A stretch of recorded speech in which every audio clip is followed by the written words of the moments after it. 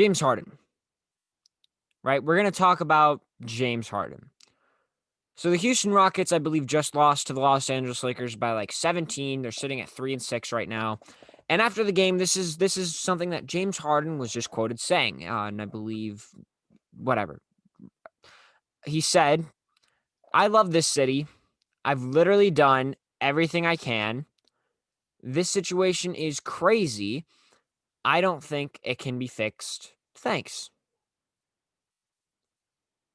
I'm not even a Houston Rockets fan, and this quote absolutely pisses me off. Absolutely pisses me off. There's two specific quotes that piss me off the most. There's two specific parts that piss me off the most. And that is, I've literally done everything I can, and this situation is crazy. Let's talk about those two parts individually, but of course, beforehand, how's it going, y'all? Conrad Sports Cards here. You already know how it is. As always, I've got my notes because I'm going to need them for this one. Let's just get straight into this. And as a quick disclaimer, two things. One, this is not going to be just like an emotional rant, although there will be emotion involved, as you can tell. I am quite fired up for this one, right? But I wanted to make sure I was backing up my claims with facts, right? And also, if my language is not as clean as it tends to be for any of my younger viewers, I am very sorry. It probably won't be. So if you're not supposed to listen to stuff that's explicit, stop listening right now, right? James Harden says, I've literally done everything I can. That's the first thing we'll talk about. That is completely untrue. Not completely untrue, but that is untrue, right? His statistics and stuff may back that up or may look like it backs it up, but that is not true because while his on the court production looks like he's done everything he can, his ego and his attitude, who he is off of the court, to me, has stopped him from winning a championship. And we will, of course, cover that even more later on. But to me, if you had done literally everything you can, you would put your ego and your own attitude to the side and focused on winning a championship and being a winning team. But no, James Harden can't do that, or at least has shown in the past couple of years that he cannot do that. Right? Examples of this. First of all, two quick notes before we cover the topics. Mike D'Antoni was brought in and basically created the 7 seconds or less offense around James Harden. And that still did not work. Right? Which should tell you something because we all know how James Harden plays, and this play style was probably the best thing for him where he flourished at his best, right? At least his stats would say that. But number two, Daryl Morey as a GM always traded his first round picks. Always. If it was the 2013 draft coming up, he would trade his 2013 draft pick. Why? Because he didn't need a young guy. He was always focused on trying to bring in an impactful player, an immediate impact player to put next to James Harden. And guess what? It still did not help. Still did not help. Now, as we're going to talk about Chris Paul being in Houston, there was a chance for them to win a championship, but unfortunately, due to injury, that did not happen, right? If Chris Paul did not injure his hamstring in the 2017-18 Western Conference Finals, I'm sure the Houston Rockets would have won the championship, right? They were already up 3-2 against the Golden State Warriors. However, James Harden could not carry this team without Chris Paul by himself over the super team Warriors. And I believe very, very few, if not any player could have done that. I don't think it's possible, right? So I'm not discrediting Harden for that. What I am going to get discredited him for and what I am going to be mad about is the fact that he orchestrated the Chris Paul trade to get him out of Houston. But Chris Paul was literally the perfect co-star for James Harden in Houston. He came to Houston. He was like, I want to work more off ball, which works for Harden because Harden is very ball dominant, which we will, of course, discuss later, right? He brings leadership. He brings some pretty good defense at the point guard position, and he's a great secondary playmaker / secondary ball handler, right?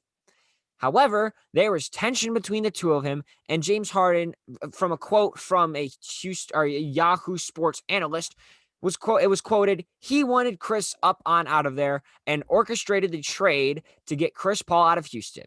And in that trade, they got Russell Westbrook back, but they gave up 2 future first round picks and 2 pick swaps, which will most likely plague the Houston Rockets in the future, unless, of course, they already start a rebuild, in which case they might be fine. But for right now, that looks like a terrible trade, and it is a terrible trade to make, right? Now, let's talk about Westbrook, right? I think all of us, or at least most of us, many of us, should have or did know that the duo of James Harden and Russell Westbrook would not work out in Houston. They were both at the time extremely, extremely, extremely ball dominant players, right? Extremely ball dominant players at that time. And bringing them both to Houston was a terrible idea. You can have guys that are ball dominant, right? But like you can have a duo that is ball dominant and things might work out, right? Because there's always a chance that, they still do a really good amount of creating for others, and they aren't quite like hogging the ball enough to really negatively affect the team. But these two together were so ball dominant that I just don't think it worked out. And one of the other big issues with bringing Westbrook into the Houston Rockets organization was he was struggling a lot with trying to drive inside as a secondary ball handler, like whenever he had the opportunity, right? Because his shot creation for himself was already limited because of Harden's ball dominance, that when he did get inside and Clint Capella was clogging the lane, he was really, really struggling with that, right? So the Houston Rockets decided we are going to commit to small ball and try our best to make things work out, right? We're going to try our best. We think that small ball is the best way to go with Westbrook. We're going to commit to that, trade Clint Capella for Robert Covington in a 4-team deal, and just go for it. And guess what? That did not work. Now, I talked before with Chris Paul, or actually, no, with Russell Westbrook, about James Harden's ball dominance. He was not always a ball dominant player. In fact, he was also an excellent off ball player, right? In his time, his early time in Oklahoma City and his first year or two in Houston, he actually worked very well off ball, extremely well even, and was very effective doing so. But now, because of some things that we are just about to talk about, he is so ineffective when he doesn't have the ball in his hands. He gives up the ball and basically just stands there waiting to get the ball again so that he can create a shot for himself in isolation. Right? That is terrible. So, his MVP season, right? Comes up, averages 30 points a game. He wins MVP. He's his best season yet as a Houston Rocket. They almost take down the super team Golden State Warriors and would have definitely done so if it wasn't for Chris Paul's injury, of course, right? So things look great. However, just because you average 30 points a game, that does not mean if you average 30 points a game again, you're automatically going to win the MVP and you're automatically going to be the best team in the West. Because apparently James Harden thought that was a right idea and goes out, averages 36 points a game on a 40.67% usage rate, the second highest for a single season in NBA history, besides only Russell Westbrook, who has number one at 41.67 or something like that. That is ridiculous. Ridiculous. That should never happen whatsoever. No player should have the ball in their hands that often. To me, at least, that is not how you win basketball games unless that player is averaging 50 points a game on ridiculous efficiency, is 8 feet tall, has Giannis's or De'Aaron Fox's or John Wall's speed, and physically cannot be stopped. No player should have the ball in their hands that much, right? Not at all. And then the next season, Harden comes out next season, which was technically our last season, Harden comes out and has the 10th highest usage rate for a single season all time at 36 points. Let's look at this.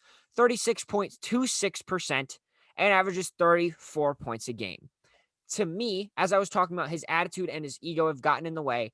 To me, this is a case of his attitude and his ego got in the way of winning basketball, and he decided he wants to continue to put up 30 points a game, and that's it, right? And that's it. Either that or he thinks that doing this is going to win basketball games, and it's not him that's the problem, it's the other team. Which obviously from that quote that I mentioned in the beginning, apparently he thinks so. But this is my way of proving him wrong. Right? And real quick, something else I want to mention is in his career, he has the 8th highest career usage rate at 30.69. Just thought I'd mention that. Right? That's how ineffective he has gotten at working off ball.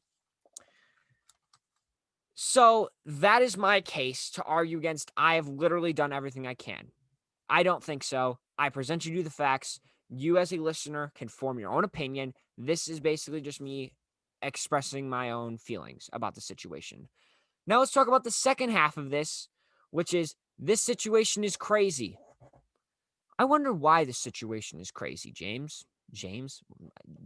Yeah, James. I wonder why this situation is crazy, right? Actually, real quick, before I get into this, Harden, James Harden, if you are listening to this, if you happen to be James Harden, if you happen to be one of the 66 subscribers on this YouTube channel, or one of the 3 listeners, the 3 unique listeners on my Spotify, listen up, right? Maybe the reason the situation is so crazy is because you have done an absolutely terrible fucking job of handling wanting to get out of Houston, right? You don't even show up to practice to start with. You violate the viruses. I can't say it on YouTube. The viruses protocols that the NBA has in place, putting not only your teammates but every single other NBA player's season and their health in jeopardy. And to start off this season, you are not trying on the court, and we can tell you are not trying because you want to get out of Houston so bad. Right? Suck it up, quit being a baby, and at least try your fucking best to at least win some fucking games on the basketball court, right? Something you may argue he's actually trying, right? He's not. He's not trying. If you take out his 44-17 game that he had to start off the season, he is averaging 22-9. Right? He's only averaging 22-9, averaging a lot less shot attempts per game. He's coming, he looks very overweight, right? He just does not care, in my opinion. And in the last 5 games, he has not scored more than 21 points. He scored 21, and then I believe 16, 16, 20, and like 17. He has not scored over 20 points a game in his last 5 games. He's not trying, in my opinion, whatsoever. And he comes in here overweight.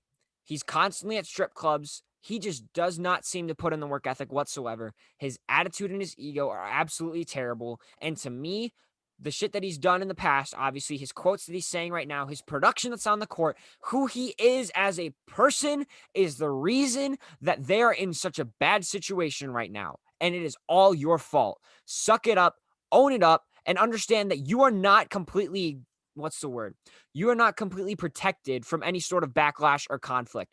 Own up to the fact that sometimes things are going to be your fault. Own up to that fact, James Harden, if you happen to be listening to this. Because it has plagued you in the past, it is plaguing you right now, and it will be the reason why you will never win a championship unless you fucking change your mindset, your attitude, and your ego. That's all I have to say. I hope you guys enjoyed. That's it. See you guys next time.